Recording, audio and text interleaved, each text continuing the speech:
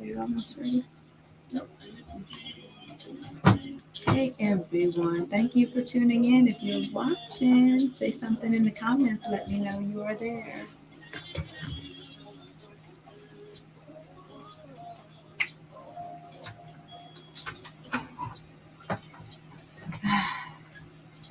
Everybody splash some cold water in the face.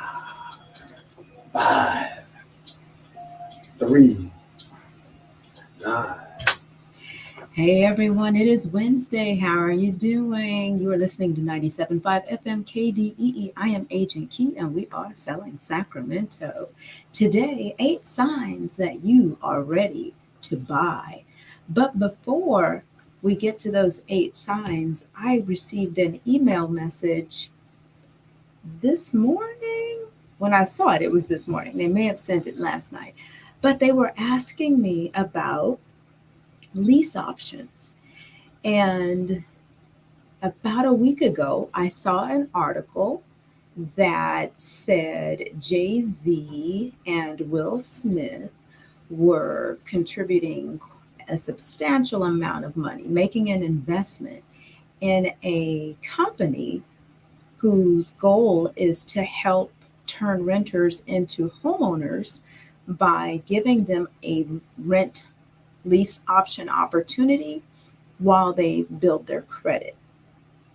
And I want to share with you, I've shared this on the show a couple of times, but this is that season for that to start happening when money gets funny and change gets strange, predators come out of the woodwork. And my take on this, my assessment, my perspective, it's not popular, but I don't want to say I don't care. I do care. I just want to preface what I'm getting ready to say by saying my perspective or my take on this is not popular, but it is my take. Hey, Ryan, thank you for tuning in. Ryan Lundquist is watching, y'all. Now I'm nervous. Anyway, so I just want to share with you what I shared with her, what I shared on the post with regard to lease option. And I'm interested and open to hearing other perspectives. You know, my thought process about things can be changed, you know, with the right information. I'm open to seeing a different perspective, but I do want to share. Thanks, Ryan. Thanks. So here is my response with regard to rent to own and lease option.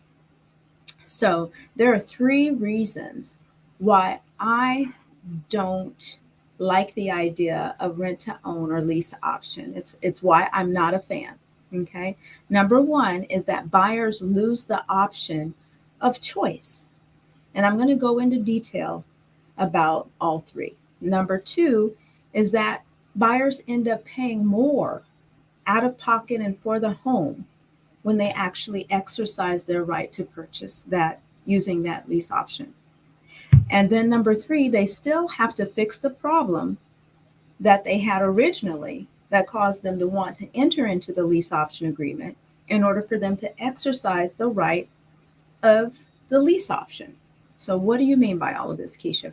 One of the main reasons that lease options are considered is because someone is usually experiencing credit challenges or they're having difficulties saving for the down payment and closing costs. However, at the end of the lease option, you as a buyer, you'll still be required to qualify for the loan in order to exercise that lease option. So you still have to have a proper credit score. You still have to have the appropriate income, be able to show the funds to be able to put down your down payment and closing costs. All of those things still have to happen. You end up spending a lot more money for a home that you had to repair your credit for anyway. And the reason that's a bad thing, or the reason it's a negative, is because it takes probably 3 to 6 months if you connect with a credible credit repair or credit restoration company. Can take anywhere about 3 to 6 months to assess your credit, look at what things need to be fixed on it in order to qualify you for a mortgage in most cases. And that could be your case. Many times we, especially in our culture, we have been taught or we've been conditioned to believe that things are out of our reach. And so we have practices that are not in line with what it takes to actually expose us to more options and opportunities. We kind of do things under the table.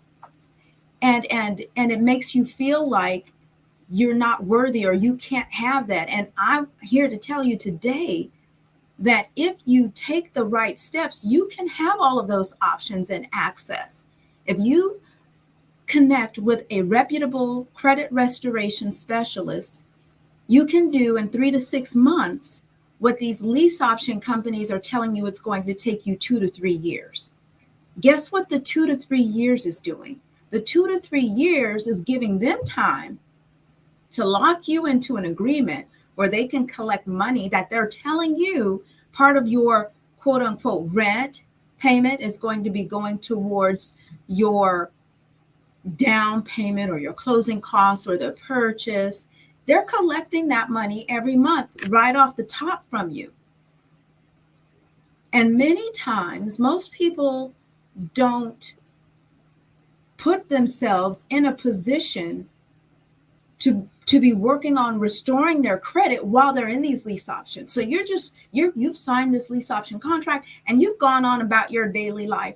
Year 1 goes by, year 2 goes by, and now all of a sudden the lease option time is up in your contract and they come back to you and they say, are you going to exercise it? Are you ready to pull the trigger, get the loan and purchase this house? And if you've not been working on it, they have a right to cancel the agreement. They then become your landlord and they can issue you they can ask you to move and put in the next person.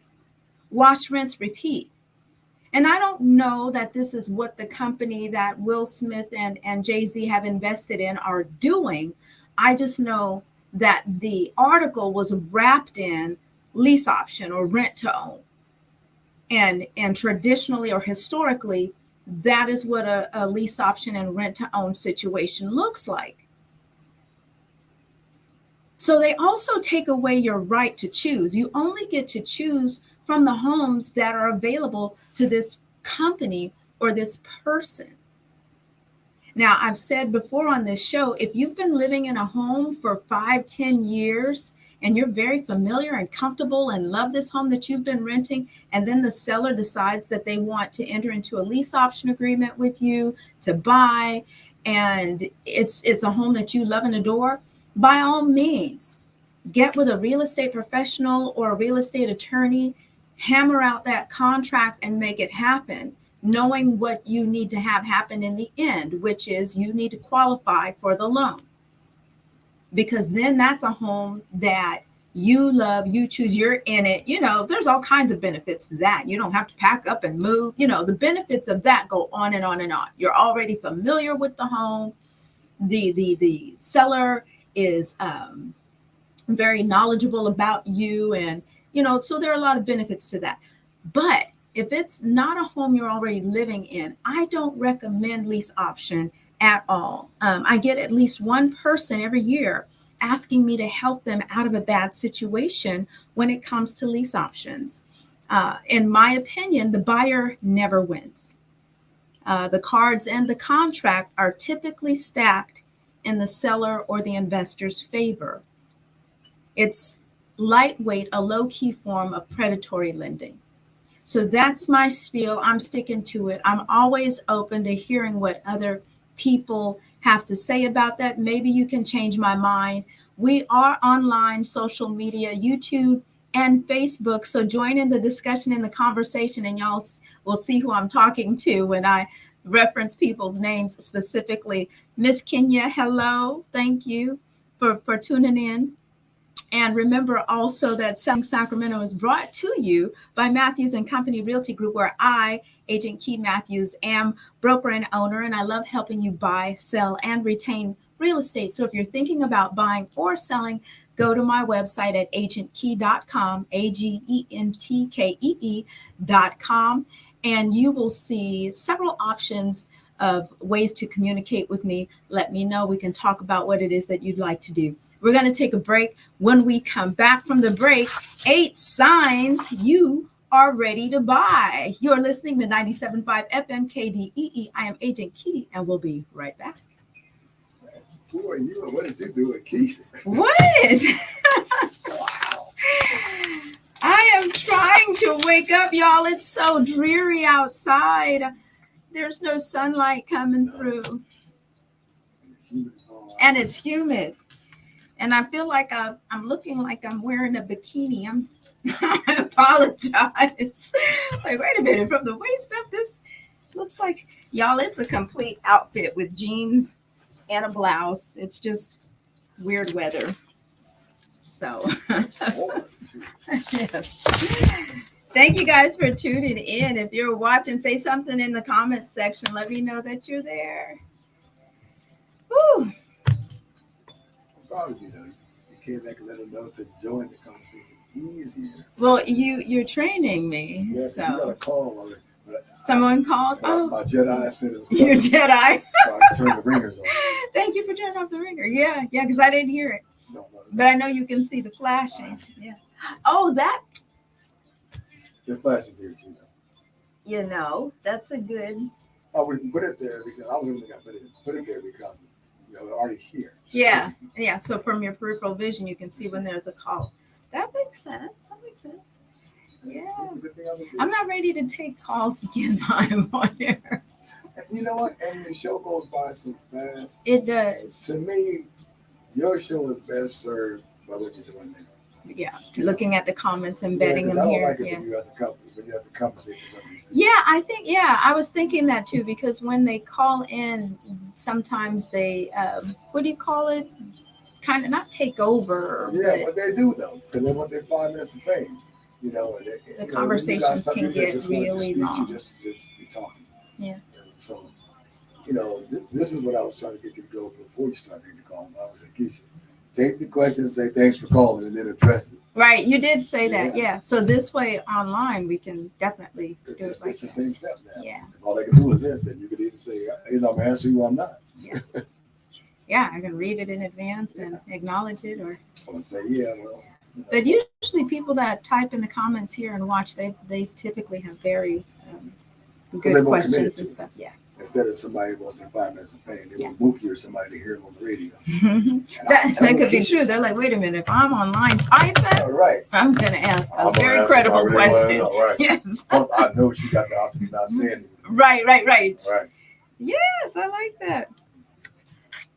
I'm hoping that I get through all 8 of these. So let's see, what time is it right now? You're going pretty good. 1:13.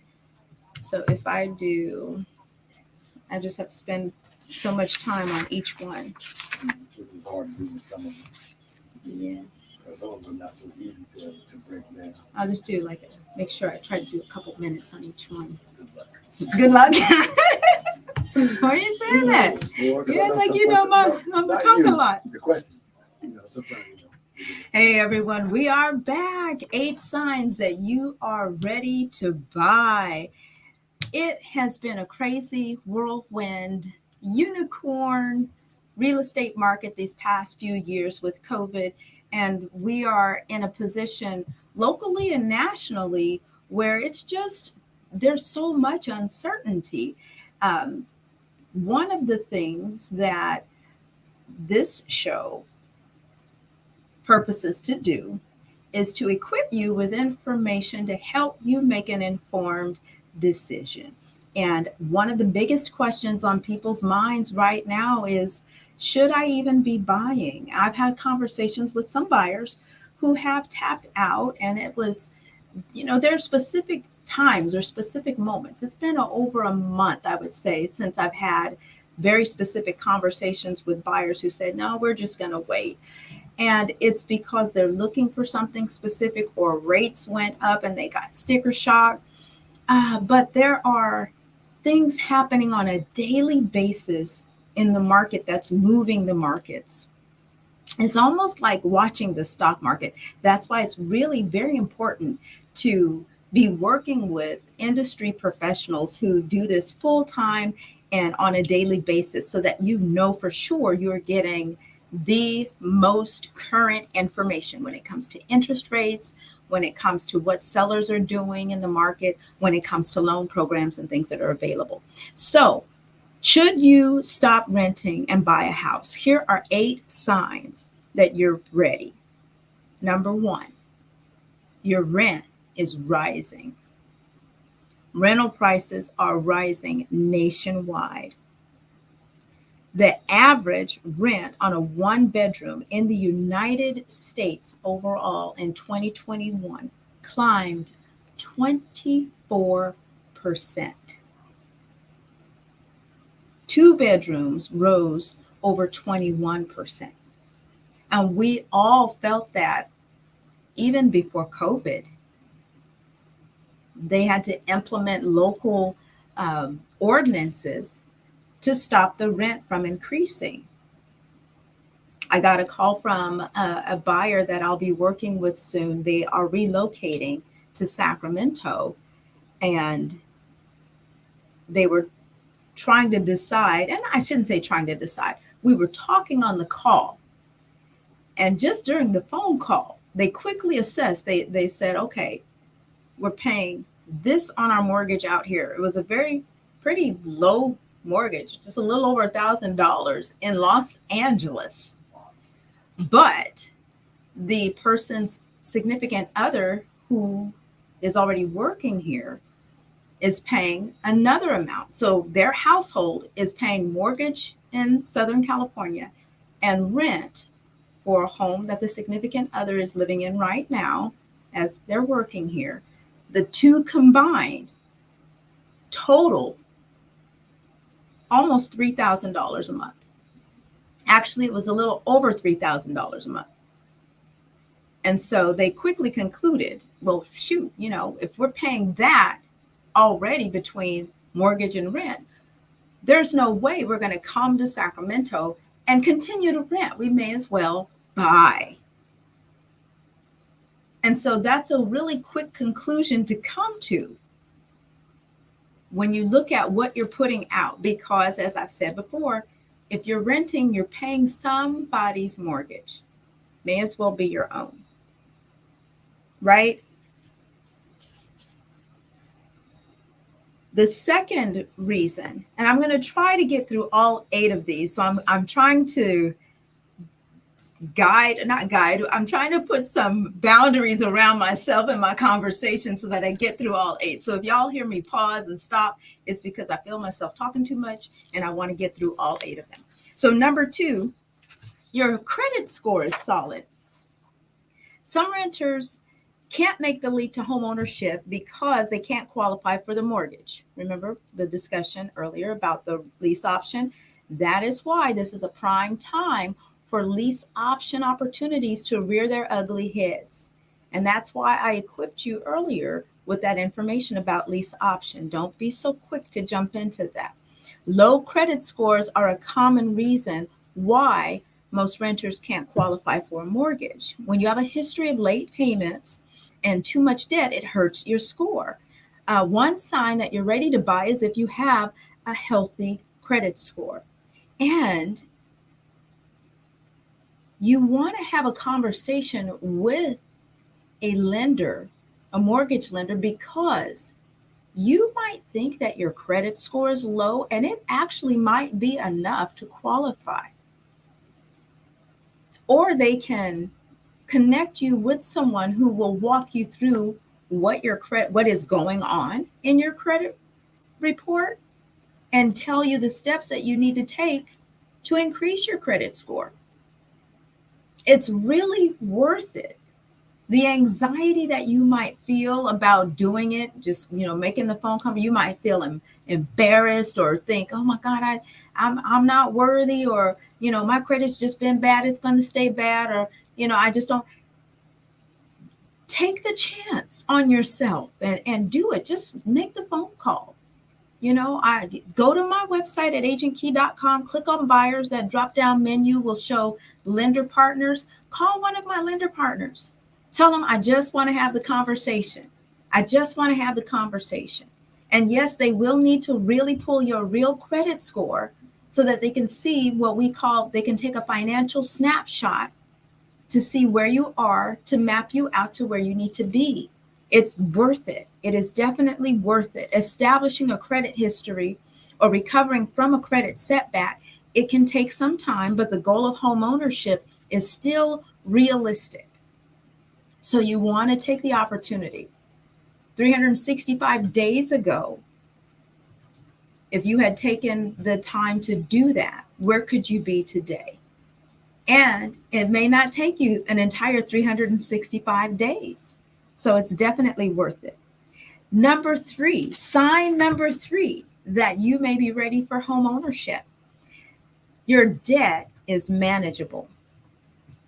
So the other thing, this is part of what lenders look for when they're talking to you to qualify you. And they use a phrase called your debt to income ratio, or DTI.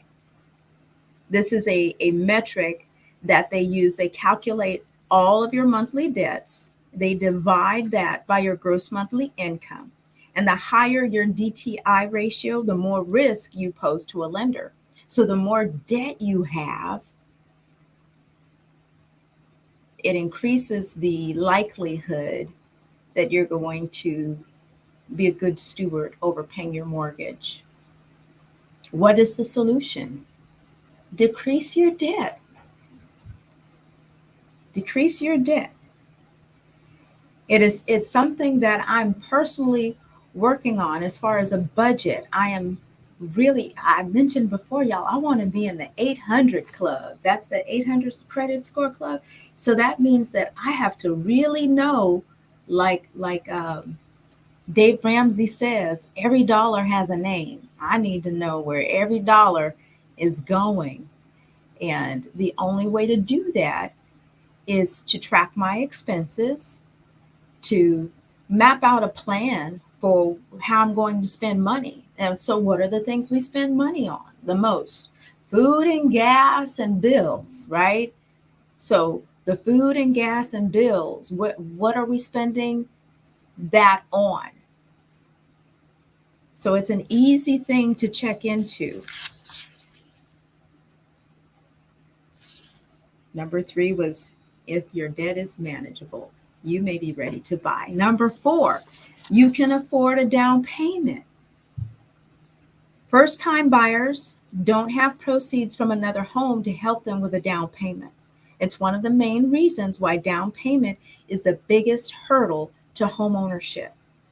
Down payment requirements typically depend on the type of home that you want to get.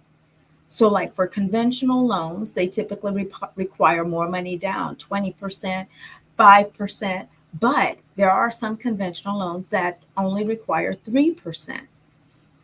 FHA loans just require 3.5%, and there are down payment assistance programs that can also be used with conventional loans that will have you bringing in very little, like 1% or even zero. All you're paying for are your inspection fees, and you definitely want to have some money in the bank. But you don't have to feel so overwhelmed about the idea of, or the prospect of, home ownership because you don't have 20% down. If you're looking at what I consider an entry-level home in Sacramento County, that would be about a $400,000 home, 3-bed, 2-bath, 1,300 square feet in a working class neighborhood. And you're looking at probably the same amount you might be paying for rent right now, about $2,500 a month.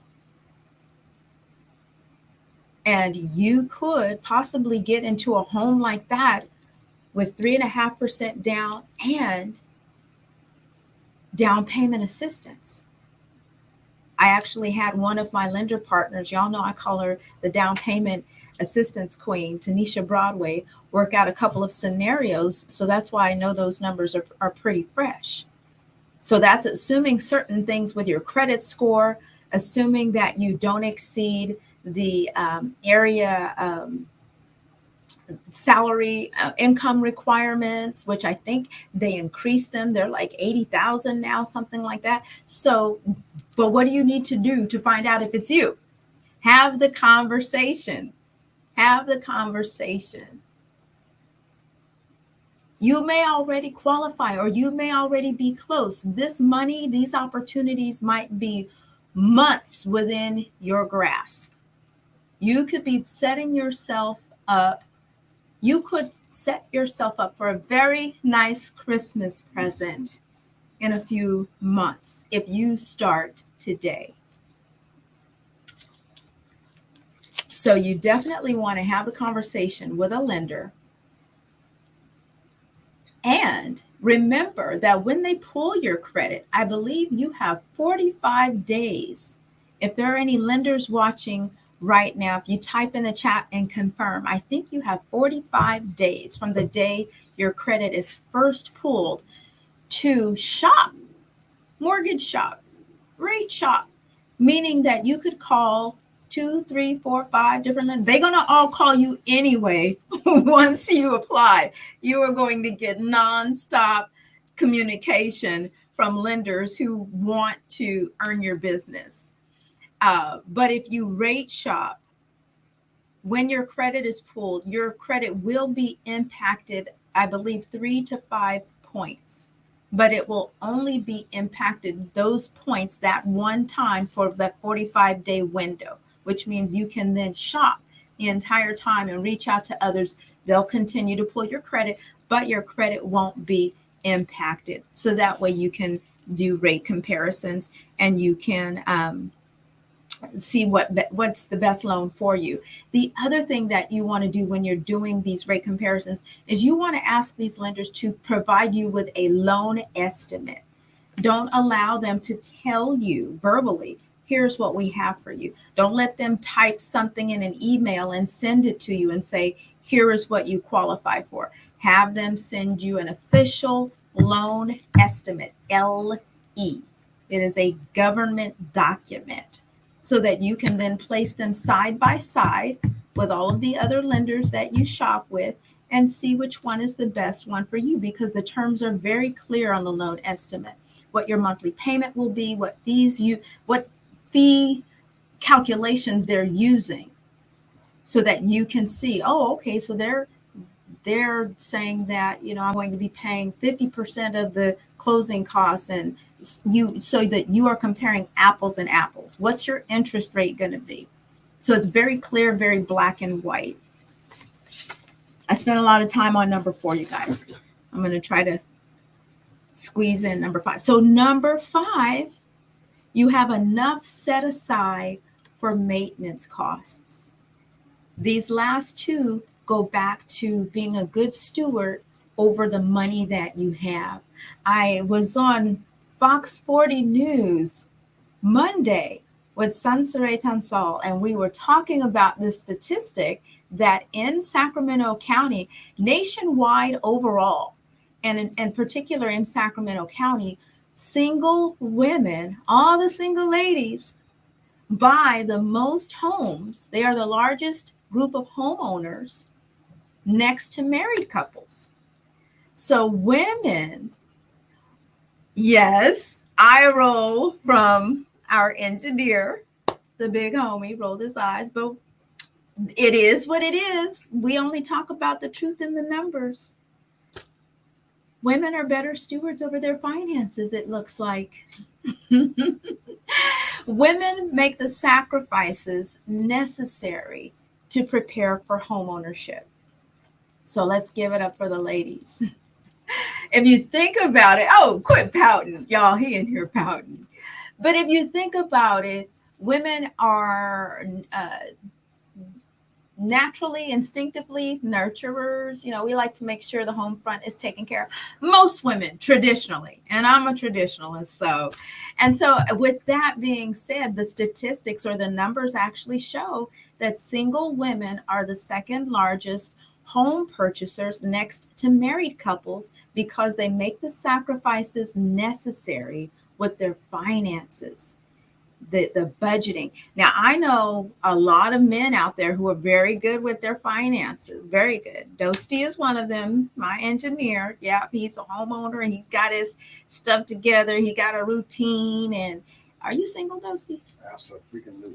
He's single, ladies. Don't be calling in here. Y'all got to come through me. I need to vet you because I got to make sure you got your finances straight. We don't want him getting with somebody whose finances ain't straight.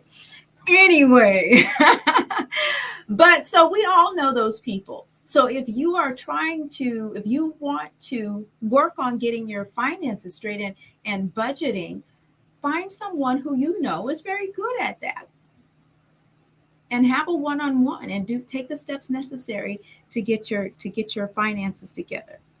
But we're going to be helping you with that too, so don't worry. So number 5, when you have enough set aside for maintenance costs, because if a pipe bursts or the air conditioning goes out, you don't have to worry about paying for it when you're renting because that's the landlord's responsibility, right? But if you're a homeowner and the pipe bursts and something happens, that responsibility falls on you. So you want to make sure that you have enough money set aside to take care of those types of incidentals when they occur. The other really important thing that you want to do is to get a home warranty when you purchase your home. During the process and on the contract, there is an area that asks about you buying a home warranty and who's going to pay for it, the seller or the buyer. Now, in this market now where it's turning into a buyer's market, you might want to ask the seller to pay for it. They might pay for it. It's a few $100s for a good home warranty. But if you get a good home warranty is equivalent to medical insurance for your house. I kind of look at it like that. Not to be confused with your homeowner's insurance. The homeowner's insurance is like car insurance. As a matter of fact, whoever you have your car insurance through, you may want to reach out to them and let them know that you're buying a home so that you can bundle your homeowner's insurance, your car insurance, all of those types of things, and get a nice discount on your homeowner's insurance. The homeowner's insurance coverage is different from the home warranty. I like to say that, homeowner's insurance is more, the house burns down or the things flood, something significant, the tree falls from the front yard right through the window, homeowner's insurance.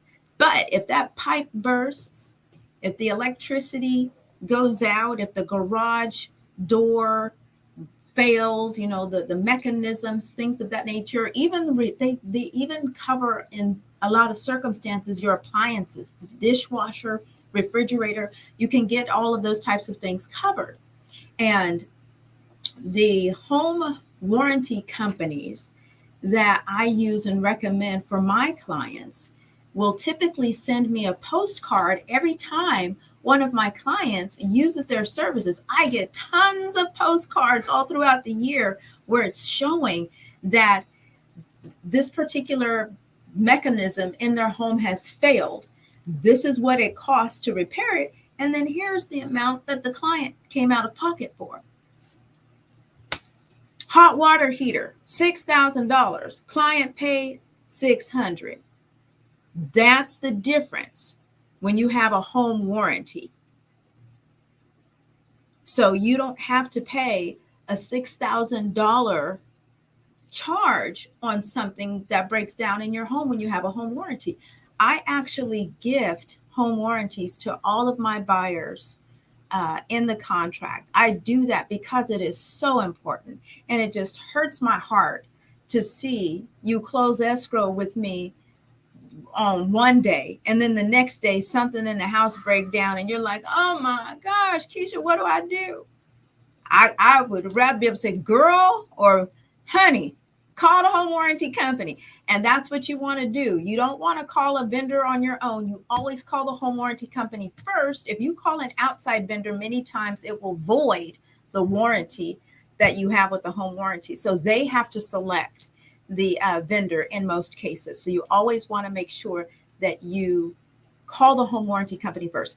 And when I buy the home warranty for my buyers, or under any circumstance that a home warranty is bought during the purchase, it is only for the first year. So a few months before the home warranty is set to expire, the company will reach out to you and ask you, do you want to reinstill? Do you want to keep it going? And you want to reply back, yes, you want to pay, because I think it costs you even less to keep it going if you want to extend that coverage for another year. So I encourage you to always extend the coverage for your home warranty year after year after year. You won't regret it. So when you have enough set aside for maintenance costs, you might be ready to buy.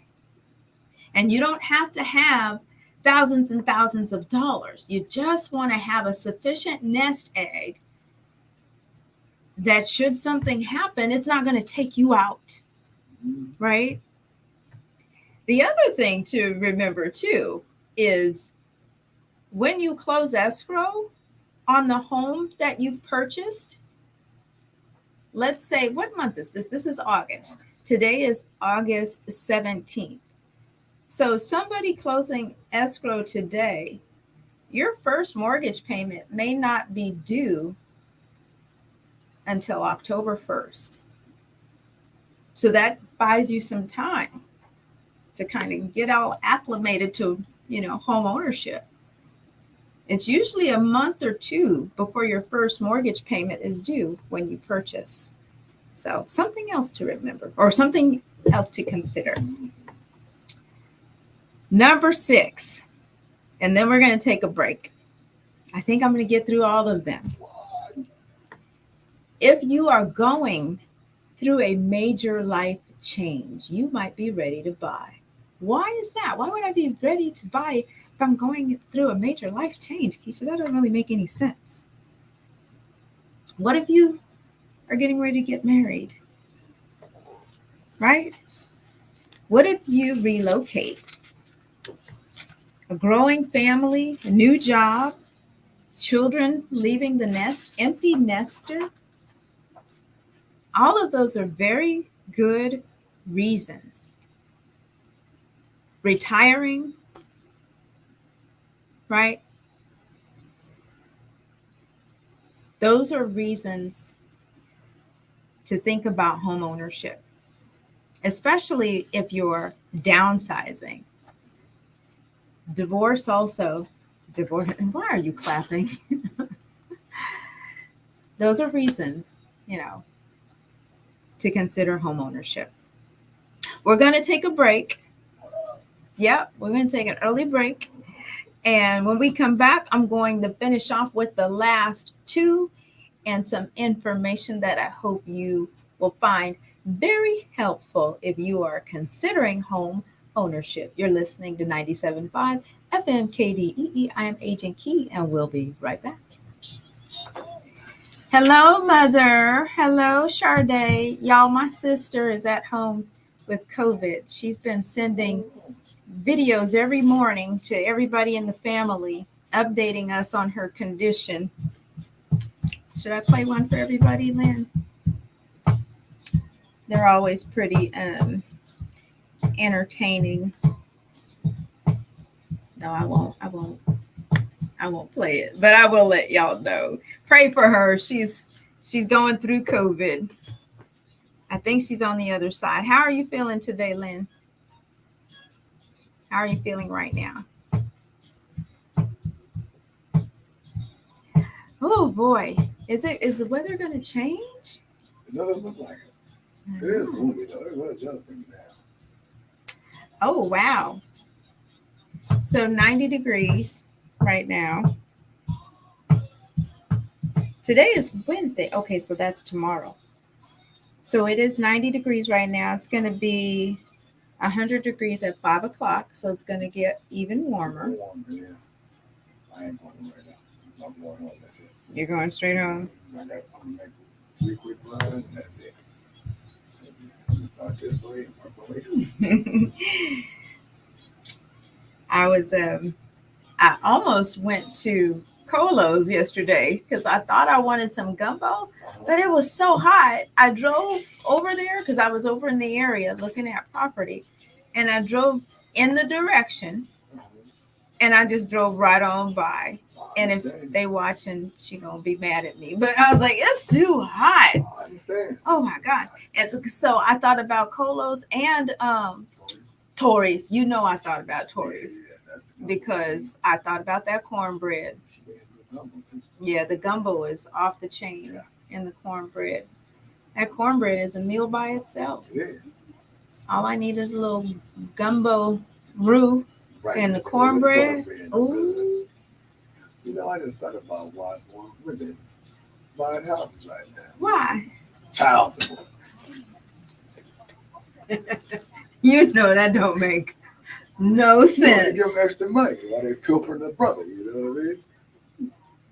It said, the survey said single women. Exactly, with kids.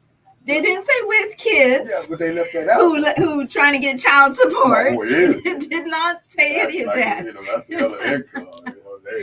That's why the brothers ain't buying no Are you trying to say that they're able to because they're collecting child support in addition? And we're unable to because we're paying the child support. Well, you know, you actually might be on to something that's all there. I'm saying. I ain't trying to start that, but I'm just saying. I cannot confirm or deny. I've not looked up that stat. I want somebody to look up that stat. Represent my brother. Oh, shoot.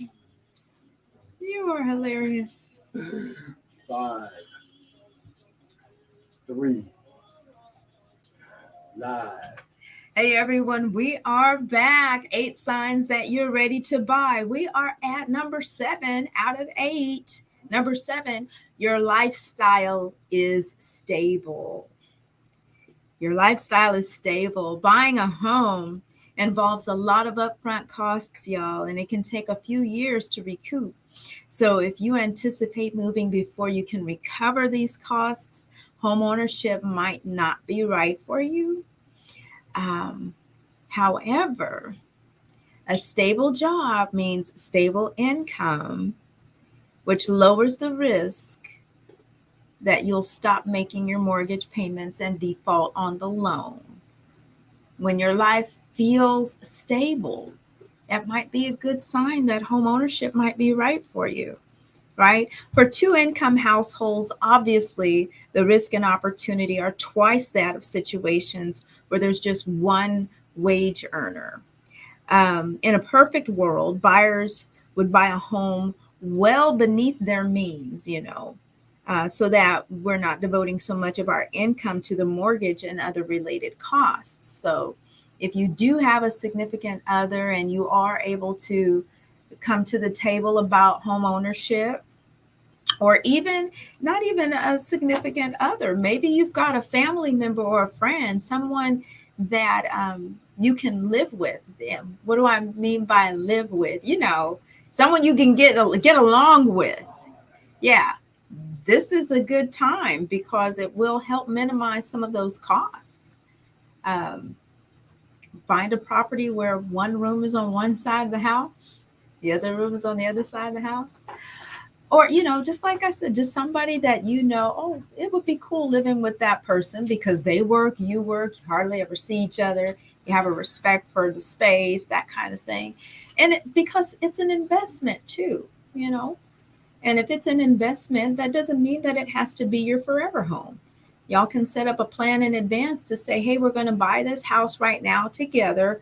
And we agree that we're going to hold it for X number of years, 2 years, 3 years. And if one of us wants to sell, the other one agrees that we will, that kind of thing. Have an agreement definitely going in so that you have an understanding of what the expectation is of how long you're going to hold on to the property. That would probably be the only time that I would approve of you buying a home that you're going to live in with somebody else. Oftentimes, I cringe when I hear of people who are dating boyfriend and girlfriend, or whatever your situation is, where you want to buy a home together and you're moving and making decisions based out of emotion versus based out of proper business practices. You want to make sure that you both talk to someone, a neutral party, about your decision who understands the economics surrounding home ownership, who can help talk you through a plan that's not wrapped in emotions. Because the reality is, a lot of relationships don't work out. And if you buy a home with someone because you feel, um, if you buy a home with someone based on feelings, that may not be the best way to go. You want to really map out a plan, a financial plan. Say, hey, I love you, but I love you right now. But let's be realistic about what this is going to look like. Let's do a backup plan just in case things go left. That would always be safe to do. And number 8, you know what you want. It's smart to have a good idea of the area or the neighborhood that you want to live in and the type of home that you want before you begin your quest. Houses, townhouses, condos, co-ops, duplexes, lots of options are out there, and each one has its own considerations for costs, upkeep, and personal enjoyment. So, for example, if you buy a condo, you don't have to do yard work, but there is probably HOA. But some people like HOA because it means everything is always going to be the same. You're not going to come home and find a pink house, your neighbor's house pink, or chickens running around in the front yard, which, by the way, there are CC&Rs, codes, covenants, and restrictions for every home. If your neighbor has a front yard where they're growing a garden, they can't. I say that because my sister's neighbor is growing pumpkins in the front yard. I told my mom, I said, y'all can call somebody about that. They can't do that. So CC&Rs do protect you from some basic stuff, yeah. Anyway, so I got off track. But so HOA, if you enjoy things looking a certain way, HOA, condos, that's where that comes into play. So in addition to your mortgage, you're also going to be able to afford that HOA. So if you're considering condos, know that your monthly mortgage plus the HOA fee will be what you're paying on a regular basis for that property. Some HOA fees are monthly, some are quarterly, some are very expensive, like $500, $600, $700. Some are inexpensive, like $75, $85 a month. So all of those HOA fees differ. So you have to determine what you need and what's most important to you. Is being near a great school important, or within walking distance of your job? Do you mind navigating stairs or having neighbors live above you? Do you want lots of amenities? If you've moved to a new city or a state to take a job, it might be a good idea to rent until you've familiarized yourself with the area. That way, you're more likely to choose a home and a neighborhood that you feel good about. So if you are ready to take the next steps, if you're ready to leave renting behind, you want to start with a lender. You want to, before you even start looking at homes, you need to know not only what you qualify for, but how much you want to pay. Oftentimes you get qualified. This is where people get surprised. They don't believe that they can qualify. And then they talk to a lender and get the news that they qualify, and then they qualify for way more than they expected, or that monthly amount they qualify for, they don't want to pay. I have a client that qualified yesterday for I think it was a $6,000 a month mortgage. I don't know how they felt about that, but I know how I felt about it when I was like, oh my gosh. So you have to that's a personal decision. Just because they say you qualify for a certain amount doesn't mean that that's what you have to do. After you get qualified, after you see your financial snapshot, then you can start looking for houses, and you can start comparing the prices of those homes to what your monthly payment is going to be. And then you might decide, okay, well, this is what I'm comfortable with in a monthly mortgage, but that only buys me so much house, or that only buys me these types of homes. And, so that way you can then start making some decisions in those areas. The other part about home ownership is the stability of what your monthly payment is going to be. A fixed rate mortgage for 15 years is going to be a little bit higher mortgage, but you're going to get that house paid off sooner. 30 years is a typical monthly. 30 years is a typical mortgage package that most people select. Then there are the repairs, maintenance, and utility costs that you want to budget for. Either way, as you weigh the decision to buy a home, make sure you can still reach your other financial goals. A new mortgage shouldn't prevent you from paying down your student loans, paying off your credit cards, or saving for retirement. You should also plan to have an emergency savings account. And we're talking about these different areas. You don't have to have an excess of hundreds of dollars or thousands of dollars a month to put into these places. For some of us, we can only put away $5 a month into a savings account, or $25 a month into the savings account. The main thing is that you become disciplined about the practice. And when you become disciplined about the practice of saving, budgeting, and putting money away, no matter how small it is, then that's when it grows. And then you look back 6 months from now or a year from now, and you got what they call net worth, right? You're like, ooh, I got $5,000 net worth now. Last year I didn't have any, and then it snowballs, right? Oh, I have a message from YouTube. Greetings from Ghana, West Africa. Great information. You are so welcome, and thank you for tuning in. Thank you. So, next steps. Continue listening to the show. I have some great and exciting information that I cannot wait to announce. I already talked about it a little before, but we are going to be walking you through the process of home ownership. I met with a team of lender partners and agent partners, and we talked about this plan that we're getting ready to pull the trigger on. We're preparing everything for you, and it's probably going to be the greatest contribution I've ever made in my real estate career, because it's going to require more of me on a regular basis that I have to commit to and become disciplined about.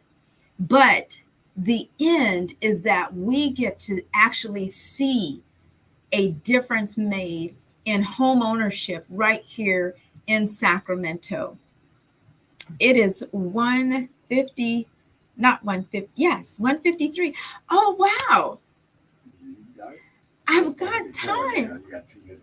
Oh, 2 minutes. Okay. I got real excited. I'm used to just leaving it at 2. Okay. So if you continue to tune into the show over the next couple of weeks, I'm actually excited because next week, our guest is going to be bringing us information about mortgage, oh my gosh, not mortgage, foreclosure assistance for your mortgage. There are foreclosures quietly happening. I don't want to talk about it a lot right now on the show, but next week's guest is going to bring you information on how to avoid foreclosure, mortgage payment assistance, and she's been on the show before, so tune in. Be sure to tune in next week when we bring her on the show to help you with that. We're going to talk about some statistics in home ownership and how, when the economy takes a downturn, how that impacts Black and brown communities and why that is. Again, it just takes us back to the importance of this show.